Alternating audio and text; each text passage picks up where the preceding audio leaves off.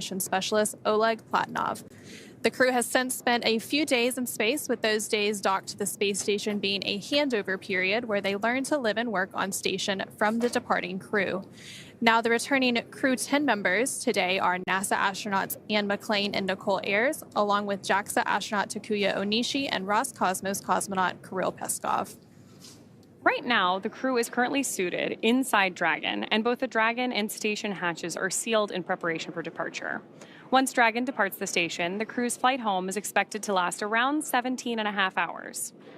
Shortly after separation, Dragon will use its Draco thrusters to carefully move away from the station and complete a phasing burn that will prepare it to re-enter the Earth's atmosphere. Following phasing, Dragon will complete deorbit, re-entry, and splashdown. During our deorbit sequence, several events will occur, including trunk separation, closure of the nose cone, a deorbit burn, deployment of the drogue and main parachutes, and finally, splashdown.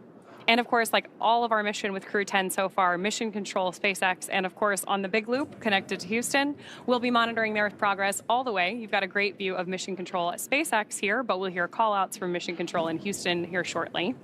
And of course, Dragon is targeted to splash down off the coast of California tomorrow, August 9th, at 8:33 a.m. Pacific, 11:33 a.m. Eastern, where it will be picked up by a SpaceX recovery vessel, and our recovery teams will help to egress or exit the crew from Dragon. Now, currently on board the space station is the Expedition 73 crew, led by the current space station commander, Sergei Ryzhikov of Roscosmos. Just a few days ago, JAXA astronaut Takuya Onishi handed over command of the space station to Ryzhikov ahead of his departure today, alongside his Crew-10 crewmates. Now, also on board space station is NASA astronaut Johnny Kim, as well as Roscosmos cosmonaut Alexei Zubritsky, and of course the recently arrived Crew-11 astronauts.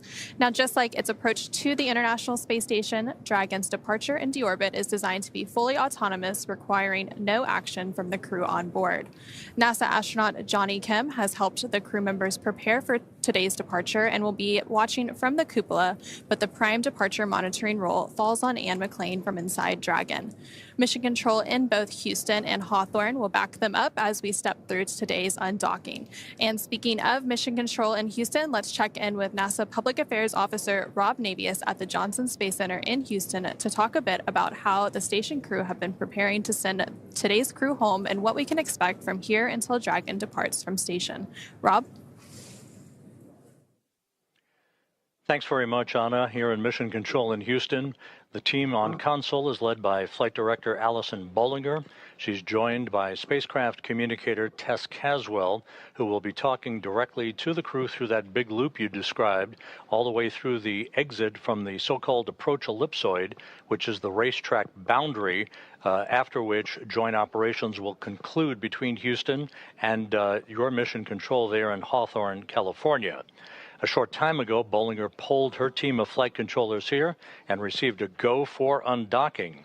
Now, the undocking time has been adjusted ever so slightly by just a few minutes to the right. The undocking command that will initiate the retraction of the umbilical between Dragon and the station that has been providing telemetry and electricity to the Dragon Endurance will be retracted. That will then initiate the opening of two sets of hooks, 6 hooks per set, that will physically separate Dragon from the International Space Station and conclude its 5-month stay on board the orbital outpost. Once that separation occurs, and it is now targeted, by the way, for 5:15 p.m. Central Time, 6:15 p.m. Eastern Time, that would mark physical separation. Dragon will move away from the forward port of Harmony to a point about 400 meters in front of the station.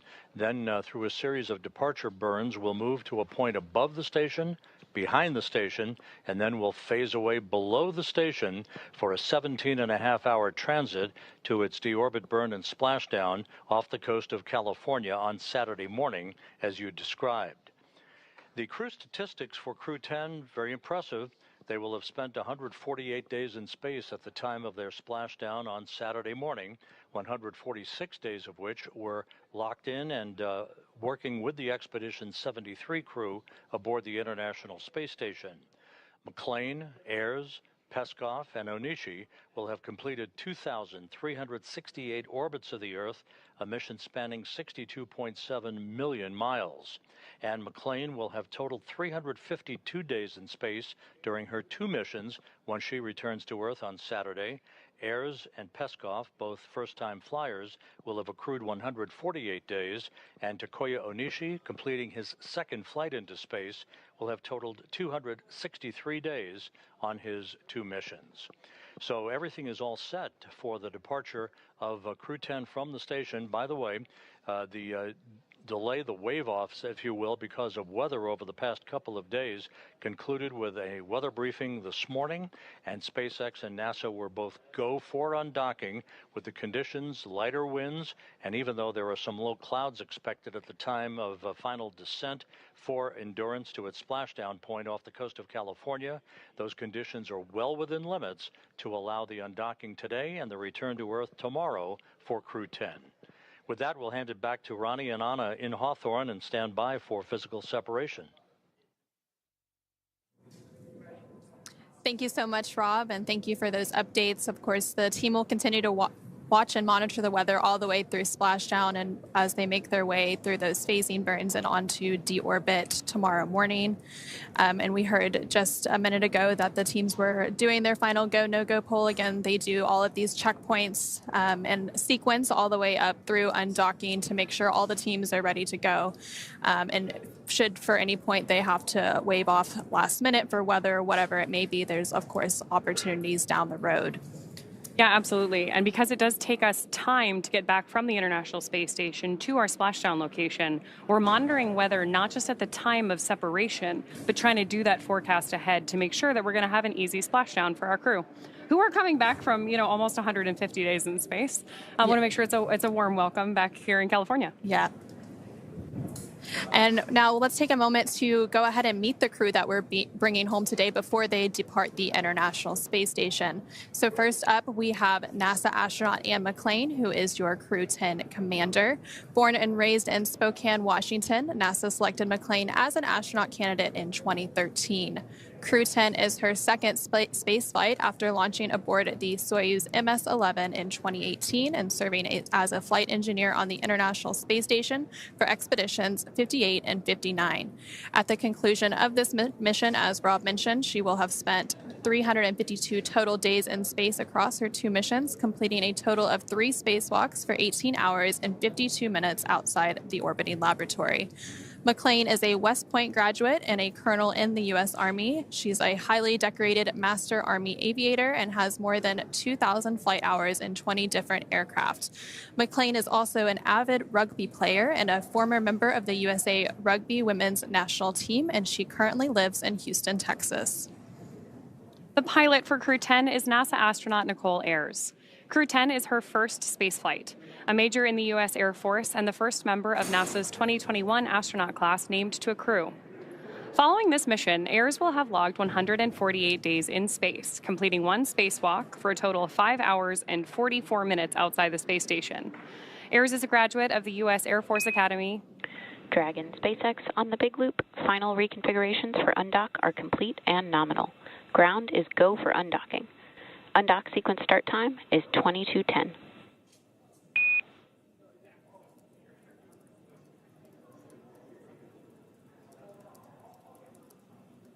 SpaceX starting. Copy. Goes up. Crew has visors down. SpaceX copies. Visors down.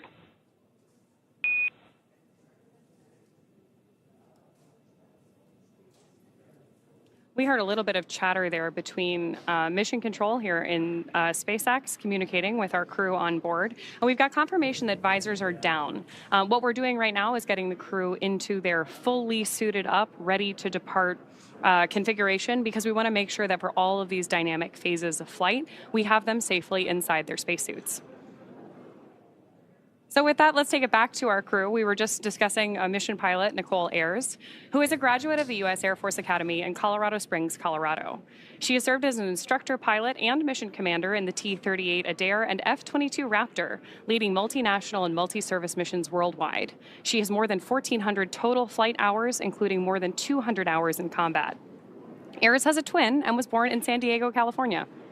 And this is also the 2nd mission to space to the space station for JAXA, or Japan Aerospace Exploration Agency, astronaut Takuya Onishi after launching aboard the Soyuz MS-01 mission in 2016 and spending 113 days in space as a flight engineer for expeditions 48 and 49.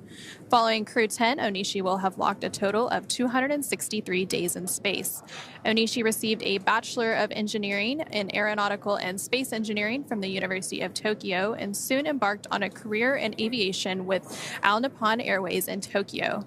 He was selected as an astronaut candidate by JAXA in 2009, and during his stay on the space station, he became the first Japanese astronaut to capture the Cygnus spacecraft in space. Now, when he's not training, Onishi enjoys flying, playing the saxophone, movies, and hiking. And rounding out our crew, this is mission specialist and Roscosmos cosmonaut Kirill Peskov.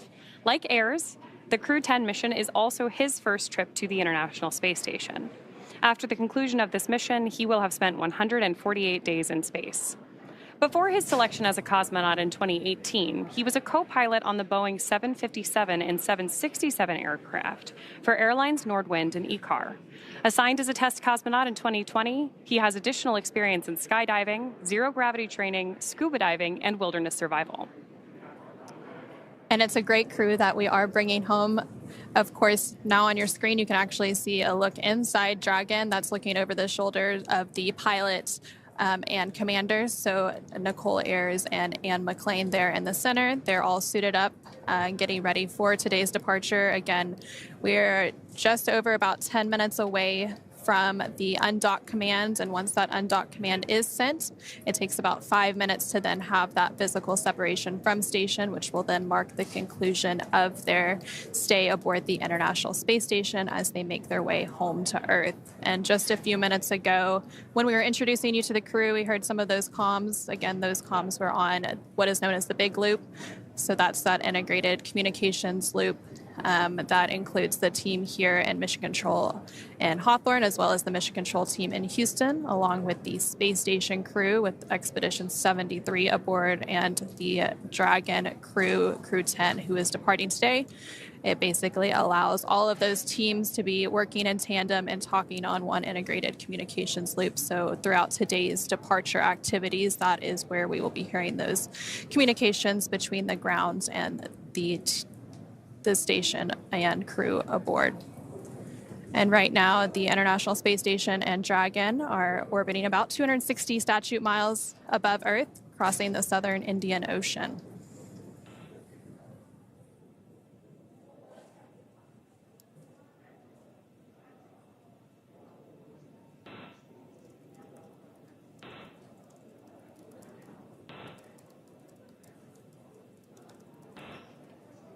And we also did just hear a few minutes ago that the teams had pulled go to proceed with today's undocking and departure activities. So again, we are just standing by for that undocking command here in just about 10 minutes.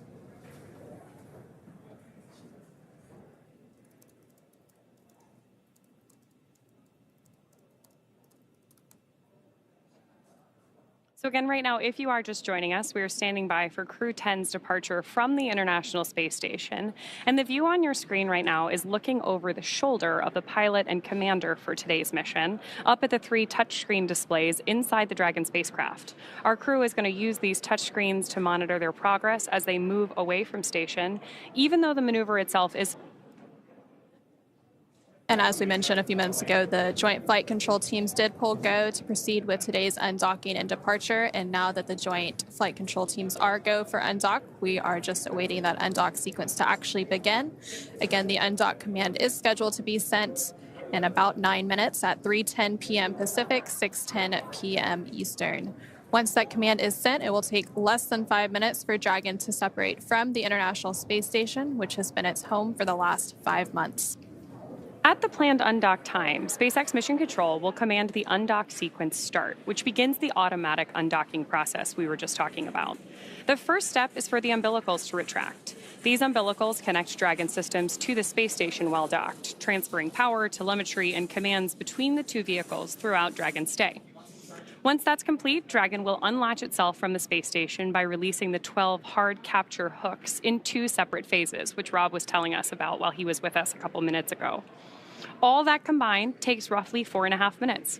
And then Dragon will be ready to depart from station and begin to move itself further and further away using the Draco thrusters on board. And Dragon's initial departure from station is a little bit different from other docked vehicles like the Soyuz that rely on springs to push them away from the docking port.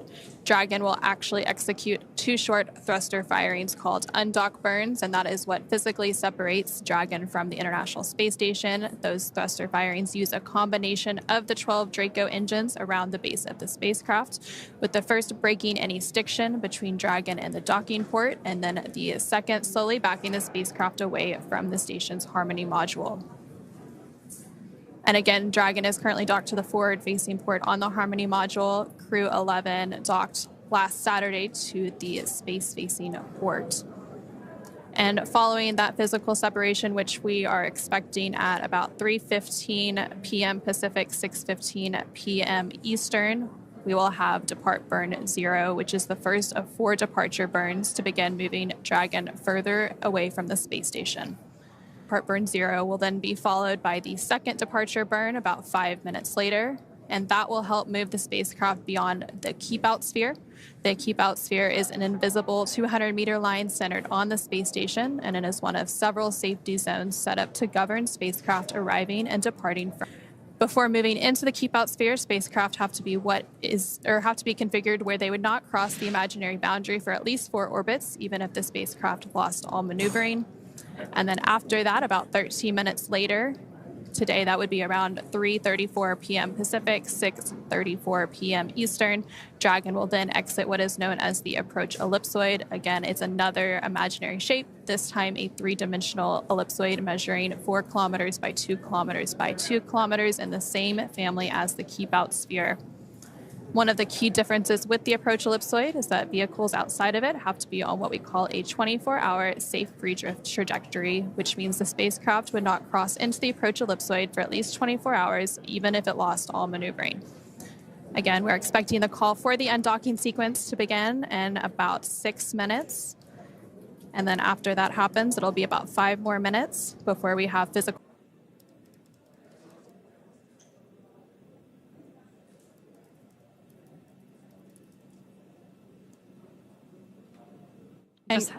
Just had a shot a second there of our crew on board working through some final checklists, preparing for that undocking sequence start. And all throughout today, there have been a lot of procedures that they've had to work through. Before we started today's broadcast, the crew had to work through hatch close procedures, and then they got suited up and completed some leak checks. They also depressurized the vestibule, which is the area in between the Dragon hatch and the space station hatch, which prior to Crew-10's docking back in March would have been exposed to the vacuum of space. Now, of course, after they undock today, that area will then be re-exposed to that vacuum of space. And during their mission, they conducted quite a bit of science. They contributed to more than 200 different microgravity science and research experiments during their time aboard the International Space Station. And the International Space Station will actually mark a very important milestone this year. It'll be the 25th year of continuous human presence aboard the orbiting laboratory. And during that time, over 4,000 different experiments have been conducted in that unique environment.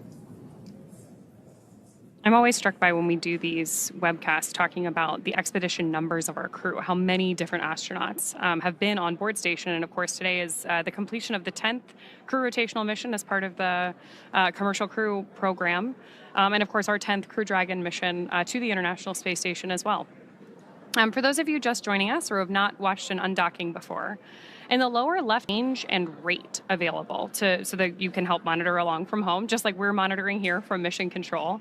The range tells you about how far away from the station we are, and the rate is the speed at which that distance is changing. So we're looking for both to increase as we move through these carefully planned maneuvers as we go through our separation, phasing burns, and ultimately head towards splashdown. And And what's really interesting about undockings and dockings is that both vehicles are actually traveling at about 17,000 miles per hour. So if you think about it, the relative rate seems small and it seems like they're going so slow when you're watching it on TV, but it's really, they're going very fast, and they orbit about 260 statute miles above Earth. So as Dragon makes its way back to Earth, it of course has to lower down so that it can re-enter Earth's atmosphere, again targeting that splashdown early tomorrow morning around 8:33 a.m. Pacific. And we're now just about 3 minutes away from that undock command, which will be sent to Dragon from the ground, and that will then command the umbilicals to retract, and those umbilicals provide power between Dragon and the space station, and those were initially attached when Dragon docked to the International Space Station back in March. So then after the umbilicals retract, then we will have those hooks begin to drive open, and that will happen in 2 sets of 6. And then once that happens, Dragon will conduct those 2 short thruster firings to physically separate it from station.